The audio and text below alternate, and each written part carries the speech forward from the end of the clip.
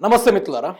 Congress party అధికారంలోకి వచ్చి 2 ఏళ్లు అవుతున్నా మంత్రి సీతక్క గారు తన సొంత నియోజకవర్గం ములుగులో గెలిచి 2 సంవత్సరాల నుంచి ఏ ఒక్క రోజు కూడా ములుగు సమస్యల్ని కానీ ములుగు ప్రజల్ని కానీ పట్టించుకునే పరిస్థితి లేకుండా పోయింది. మొన్నటికి మొన్న సర్పంచ్ ఎన్నికలు వస్తే ఆ ఎన్నికల్లో మంత్రి సీతక్క గారు ఏటునగరం గ్రామ పంచాయతీని 5 సార్లు విజిట్ చేశారట.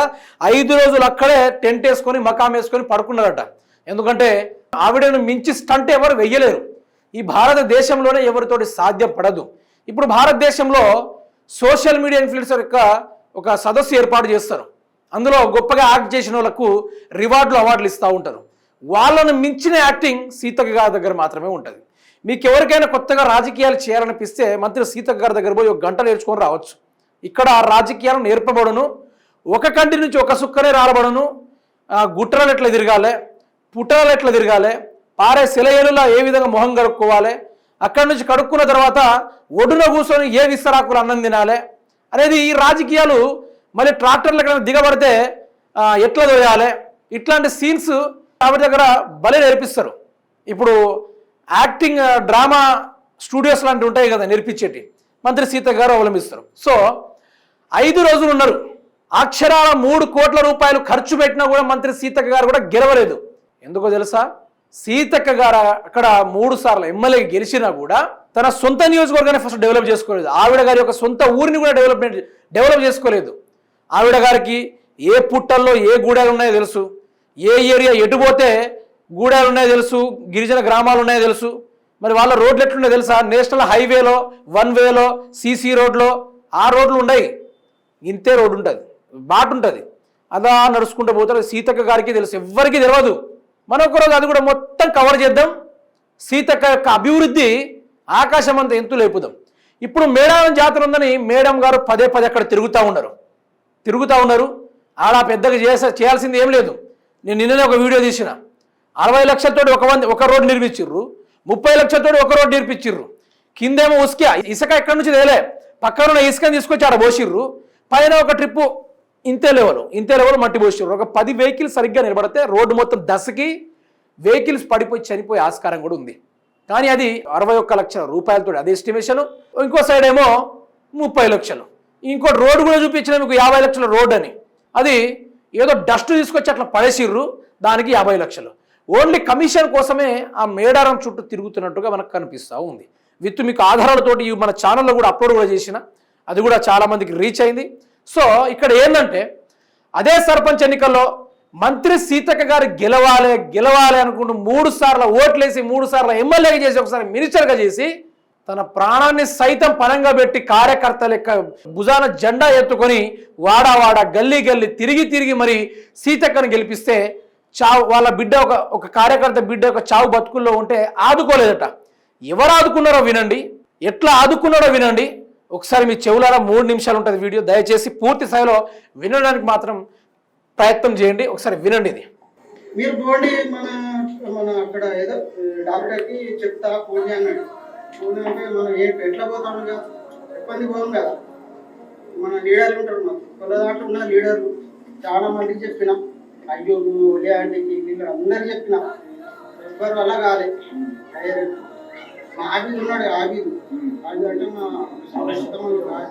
చెప్తే మన అన్న దగ్గర పడిపోయి ఇన్ఫెక్షన్ అయిందని ఫోటోలు పెట్టి వెంబడే మన సార్కి ఫోన్ చేసి ఇక్కడ మన ఎలక్షన్ అయితే హైదరాబాద్ విజిట్లో ఉండేసరికి ఒక 5 రోజులు టైం ఇవ్వండి అని చెప్పారు.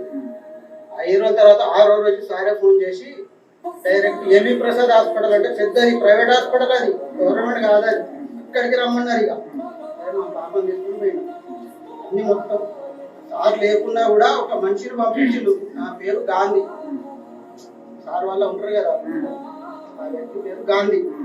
దగ్గరుండి మొత్తం చూసుకున్నారు, అన్ని టెస్టులు అయిపోయినాయి. ఇక 2 రోజుల్లో ఆపరేషన్ చేయిస్తా అన్నారు డాక్టర్. 2 రోజుల్లో తెప్పిందంటే బ్లడ్ టెస్ట్ చేసేసరికి 7.8 ఉండే బ్లడ్ 10 గ్రాములు ఉండాలి. ఇక ఆపరేషన్ చేయరు కదా, ఇక పెరిగినాక మళ్ళీ ఆపరేషన్ చేస్తాడు. ఇక వచ్చేసి ఇవాళ చేయించిన సార్ ఇంకా 40 దాకింది, 1.4 ఉంది. ఇవాళ చెప్పింది టాబ్లెట్స్ స్ట్రెస్ అవి కాదు. నువ్వు ఆపరేషన్ కాలేదు సార్, ఎందుకంటే బ్లడ్ తక్కువ ఉన్నది.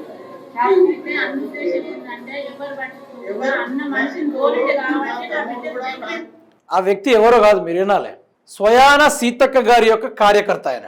మంత్రిగా గెలిస్తే ఆవిడ గారు లాక్డౌన్లో మూటలు మోసిర్రు కదా, లాక్డౌన్లో పేద ప్రజలకు అన్నం పెట్టిర్రు కదా. మా యొక్క నియోజకవర్గాల్లో ఏటునగర చుట్టూ ఉన్న గోదావరి కరకట్టను నిర్మించి మా బ్రతుకుల్లో ఈ అంధకారమైన జీవితాల్లో ఒక వెలుగు లెక్క తయారవుతారేమోనని. మా గిరిజన మహిళే కదా, మా గిరిజనుల పరిస్థితులు తెలుసు ఆవిడకి. ఈ మారుమూల ప్రాంతంలో అద్భుత కాంతి జ్యోతులతో వెలుగులు నింపుతాయని ఎందరో మంది ఆశపడి ఓట్లేశారు, ఎందరో మంది ఆశపడి ఓట్లేశారు. మా బిడ్డ చావు బతుకులో ఉంది అంటే అక్కడ ఉన్న కాంగ్రెస్ లీడర్ పట్టించుకోలే, అక్కడ ఉన్న మంత్రి సీత గారు పట్టించుకోలే. ఫలానా టైంకి ఓటు ఉందంటే ఆ వ్యక్తి భుజాన మీద జెండేసుకొని ఆ టైంలో ఉండాలంటే ఆ టైంకి పోయి మరి ఓటేసి మరి వస్తే ఈరోజు దాన్ని సాయం చేయడానికి టైం లేదు, కలవడానికి అపాయింట్మెంట్ లేదు, ఏది లేదు. మాట్లాడితే మాత్రం రీల్స్ తీసుకుంటారు, రెడీగా కెమెరామెన్స్ రెడీగా ఉంటారు, చేతుల చెప్పులు పట్టుకోవడానికి కానీ నెత్తి మీద మూట మినిస్టర్ కదా, చిట్టికేస్తే పని మనుషులు 100 మంది వస్తారు, పని చేసేటప్పుడు 100 మంది వస్తారు. ఇంత చిన్న లాజిక్ ఎట్లా అర్థం కాలేదో నాకు అర్థం కావట్లేదు. ఆ మూటలు మోసు దాన్ని నమ్మి ఆ రీల్స్ని చూసి వాట్ ఏ గ్రేట్ లీడర్ అనుకొని ఈ యావత్ తెలుగు రాష్ట్రాలు మొత్తం ఇలాంటి డైనమిక్ లీడర్ ఎక్కడ లేరు. చచ్చిపోయినా సరే ఓటు వేసేసత్తా అన్నట్టుగా ప్రతి ఒక్కరి మనసులో ఇన్స్పైర్ అయిపోయారు. ప్రతి ఒక్కరు అడుగుతుర్రు ఇప్పుడు, మూటలు మోసినాక సీతక్క గారే మాకు కావాలి. మరి మీరు మంత్రి పదవులు ఉంటారా, సీఎం పదవులు ఉంటారా, అవన్నీ పక్కన పెడదాం. ప్రజలకు మీరు ఏ విధంగా మూటలు మోసి ఏ విధంగా మీరు కార్యక్రమాలు చేశారో అలాంటి సీతకే మాకు కావాలని ఇప్పుడు అడుగుతున్నారు. కానీ no appointment, no timings, only election times. 5 times 5 days 5 crores ఖతం. అయినా కూడా గెలవలేదు. గది మార్పు. ఏటునాగరం ములుగు జిల్లాల్లో అతి గొప్ప మార్పు ఏదైనా ఉందా అంటే ఆ ఒక్క ఎన్నిక, ఆ ఒక్క సర్పంచ్ ఎన్నిక తెలంగాణ రాష్ట్రంలో కొట్టని రికార్డు ఏటునగరం బాక్సులు బద్దలు కొట్టిర్రు. ఆ మార్పుతోటే ఈరోజు ఆ మనిషి ఏ విధంగా మాట్లాడిండు, ఏ పదవి లేకపోయినా ఆ మనిషి పేరు కూడా రివీల్ చేస్తా, ఇది కూడా పూర్తిగా వినండి. మా ముస్లిం దాంట్లో కాంగ్రెస్ ఓట్లు వచ్చే మంది ఉన్నారు. నేను కూడా కాంగ్రెస్ కి ఓటేసిన, కూడా కాంగ్రెస్ వేసిన, కానీ ఎవరు పట్టించుకోలేదు. గవర్నమెంట్ లేకుండా కూడా మా సార్ పట్టించుకున్నారు. అంటే ఒక్క ఫోన్ ద్వారా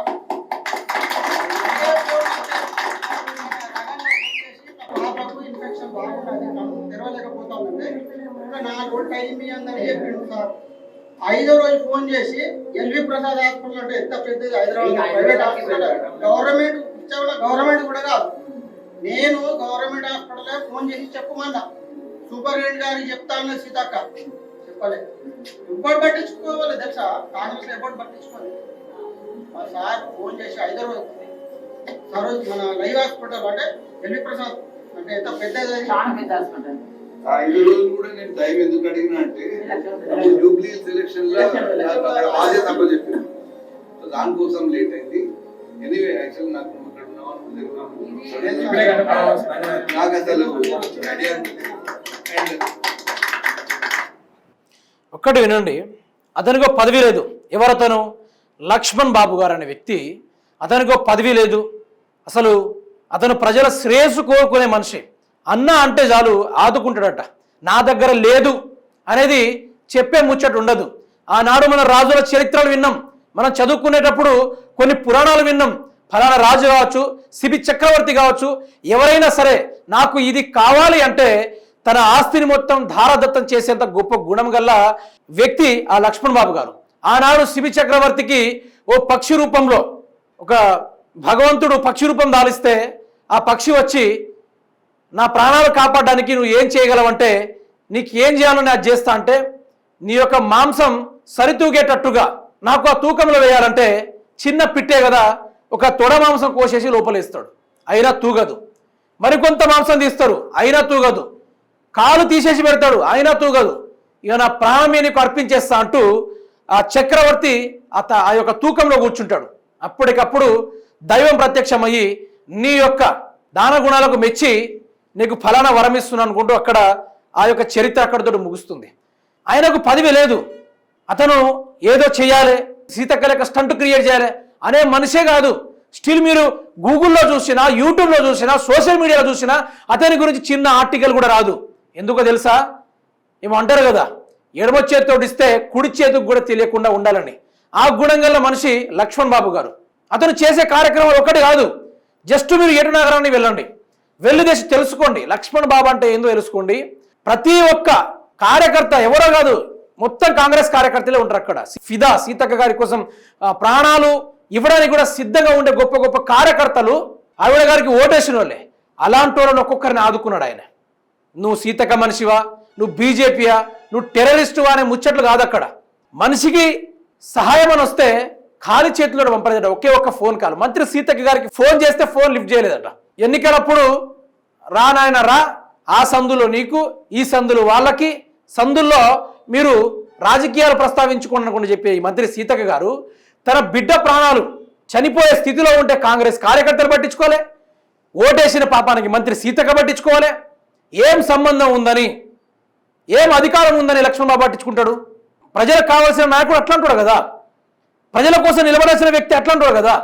మీరు ఇక్కడ చూడండి, అతని గురించి అసలు ఆయన మీడియా వాళ్ళకి కానీ, సోషల్ మీడియా కానీ డబ్బులు ఇచ్చి నా గురించి గొప్పగా రాయండి, గొప్పగా చేయండి అనే వ్యక్తి అస్సలు కాదు. ఆయన దానం చేసే 10 మంది కాదు కదా, తనకు ఎడమ చేతికి కూడా తెలియకుండా దానం చేసే మహానుభావుడు.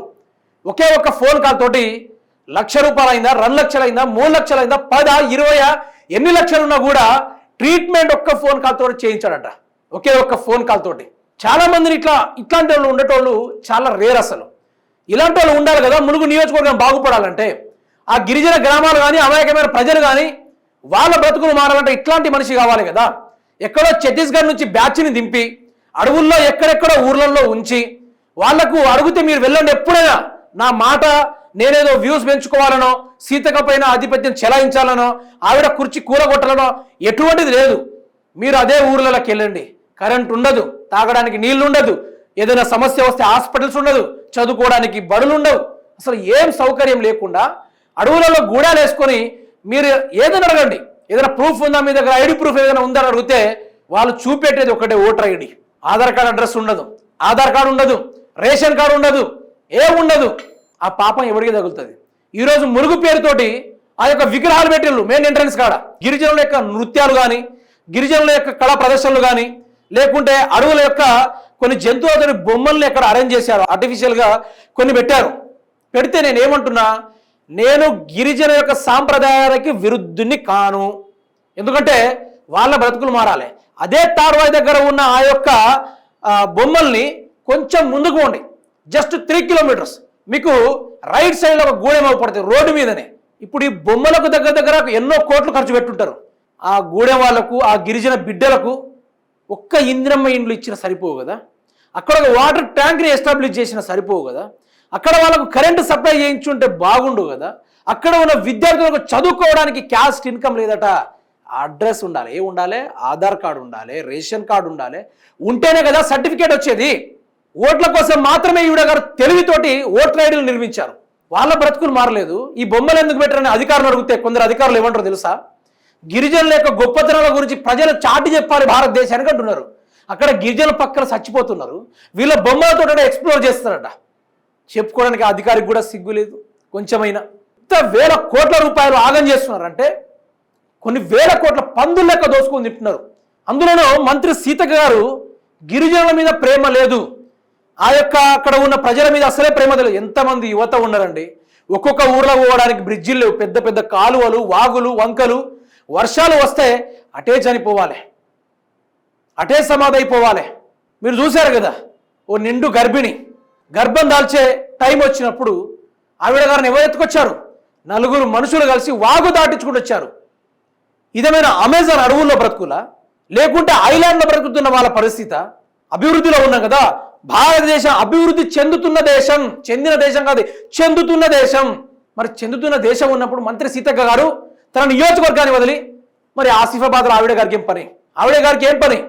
అక్కడ గిరిజన చనిపోవాలి, వాళ్ళకు రోడ్లు అవసరం లేదు, వాళ్ళకి ఎటువంటి వసతులు అవసరం లేదు, వాళ్ళు ఏం చేసినా కూడా వాళ్ళకి సంబంధం లేదు. కానీ మంత్రి సీతక్క గారు క్యాంప్ ఆఫీసులోనే ఉండాలి, హైదరాబాద్లో బిల్డింగ్లో కొనుక్కుంటుండాలి, ఆ యొక్క బంజారా హిల్స్లో కానీ, పంజాగుట్టాలో కానీ, లేకుంటే చుట్టుపక్కల ఉన్న ఏరియాల్లో కానీ ఉన్నప్పుడు భూములు సంపాదించుకోవాలి, ఇండ్లను కొనుక్కోవాలి, మన పెద్ద పెద్ద కార్ క్రూజర్లు కొనుక్కోవాలి. ఇదేనా? ఇదేనా అభివృద్ధి? కన్నీళ్లు గార్చారు కదా, కేసీఆర్ ప్రభుత్వం పైన దుమ్మేసి ఏడ్చారు కదా, మరి ఈరోజు మీ మీద ఏమేసి ఏడవాలి? ఆ ప్రజలు, అమాయకమైన ప్రజలు నీకు ఓటేసినందుకు ఏం వేసి ఏడవాలి?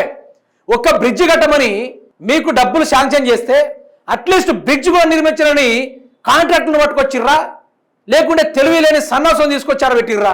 బ్రిడ్జ్ లేదు మిత్రులారు, అక్కడ ఊసిపోయింది కింద నుంచి. మళ్ళీ వీళ్ళు కాళేశ్వరం గురించి మాట్లాడతారు. ఎస్టిమేషన్ చూసుకుంటే 9,36,00,000 ఉంది. ఘోరం. అందుకని నేనేమంటున్నా, లక్ష్మణ్ బాబు లాంటి వ్యక్తిని ఎన్నుకోవాలి. ఒకవేళ అక్కడ రిజర్వేషన్ వస్తే గనక, జనరల్ అయితే గనక, అట్లాంటి నాయకుడు నిలబడితే ములుగు ప్రజల యొక్క భవిష్యత్తు మారుతుంది, బాజప్తుగా భవిష్యత్తు మారుతుంది. అదేవిధంగా అదే ములుగుల జంపన్న అనే వ్యక్తి ఉంటాడు, ఆయన కూడా బ్రహ్మాండమైన పనులు చేస్తూ ఉన్నాడు. ఇట్లాంటి యువకులు ఉన్నారు, ఎందరో మంది యువకులు ఉన్నారు. ఆయన కంటి ఆపరేషన్స్ కానీ, లేకుంటే సీతకు అన్యాయాలని ఎత్తి చూపేట కార్యక్రమంలో అటు ములుగు నుంచి జంపన్న, ఇటు ఏటునగరం నుంచి లక్ష్మణ్ బాబు గారు బ్రహ్మాండమైన బల ప్రదర్శన చూపిస్తూ ఉన్నారు. సీత గారి యొక్క అవినీతిని బయట పెడతా ఉన్నారు. వీళ్ళు గనక స్టాండర్డ్గా నిలబడితే, వీళ్ళు గనక మంత్రి సీతక్క గారికి ఆపోనెంట్గా బరిలో దిగితే, మీరు చూడండిగా మంత్రి సీతక్క గారి యొక్క రాజకీయం అక్కడి నుంచి ఎండ్ అయిపోతుంది. మరి ఎంత గొప్ప నాయకుడు ఎక్కడ. అసలు ఆ వీడియో చూస్తుంటే నాకు ఎంత ముచ్చటేసిందో తెలుసా? ఈరోజు 10 రూపాయలు ఇచ్చి 1000 రూపాయలు ఇచ్చినని డప్పులు కట్టుకునే బ్యాచ్ ఉంది ఈ రోజుల్లో. అట్లాంటిది లక్షల్లో సాయం చేసినా కూడా ఇసుక రేణువంతా కూడా ప్రచారం లేదు, ఒక్క మాట కూడా ప్రచారం లేదు. నేను ఎందుకు ములుగుని ఫోకస్ చేశానంటే, అదే గూడెంలో మీరుంటే ఒక్కసారి ఫీల్ అవ్వండి. కరెంటు లేని పరిస్థితి, జ్వరం వస్తే ఈరోజు డాక్టర్లు మన ఇంటికి ఉరికొస్తూ ఉన్నారు. మన వాళ్ళ కాడ ఎవరు ఉరికొస్తారు? వాళ్ళు కూడా మనతో పాటు అభివృద్ధిలోకి రావాలి. వాళ్ళు ఎవరైనా ప్రశ్నిస్తే చాలట, మంత్రి సీతక్క గారి యొక్క కరుడుగట్టిన గుండాలు లరక్కున దిగేసి వాళ్ళను భయపెట్టించే కార్యక్రమాలు అవసరమా? ఇవన్నీ అవసరమా? ఇప్పుడు వాళ్ళ కడుపులు నిన్నట్టుగానే వీళ్ళ కడుపులు కూడా నిండాలి కదా. అడవుల్లో వాళ్ళు ఏం చేసి బతుకుతారు? ఈ వ్యవస్థ మారాలంటే కేసీఆర్ ఒక డైలాగ్ అంటారు, తరం మారాలంటే మనం మారాలనుకుంటుగా ములుగు జిల్లాలో చాలామంది యువత ఉన్నారు. ఇప్పటి నుంచి పని చేయండి, కలిసి కట్టుగా పని చేయండి. గ్రామాల వైపే కావచ్చు, లేకుంటే మీ నియోజకవర్గ అభివృద్ధి చేసే బాటలే కావచ్చు, ఈరోజు గట్టిగా నిలవడానికి కొట్లాడే ప్రయత్నం చేయండి. ఎవరు మిమ్మల్ని ఆపుతాడో మనం దానికి కూడా నిలువుగా నిలబడదాం. ఆపేటోడు ఎవడో, అటాక్ చేసేది ఎవడో, దాన్ని కూడా నివారించే కార్యక్రమం కూడా చేద్దాం. సో మంత్రి సీత గారు ఉన్నన్ని రోజులు ములుగు బాగుపడదు. ఇది మీరు డైరీలో రాసుకుంటారా, గుండె మీద పచ్చబొట్టు వేయించుకుంటారా, లేకుంటే చేతి మీద పచ్చబట్టు పడిపించుకుంటారో కానీ ఇది మాత్రం తథ్యం. ఆవిడ గారు ఉన్నన్ని రోజులు తట్టెడు మట్టి కూడా పోయేదు.